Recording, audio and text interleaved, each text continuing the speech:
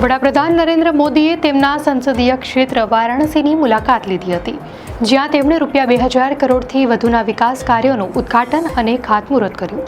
આ પ્રસંગે પોતાના સંબોધનમાં તેમણે કોંગ્રેસ અને વિપક્ષ પર આકરા પ્રહારો કર્યા હતા।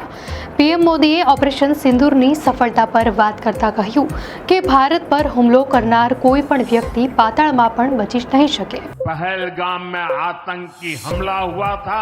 26 निर्दोष लोगों की इतनी बेरहमी से हत्या कर दी गई। अपनी बेटियों के सिंदूर का बदला लेने का जो वचन दिया था वो भी पूरा हुआ।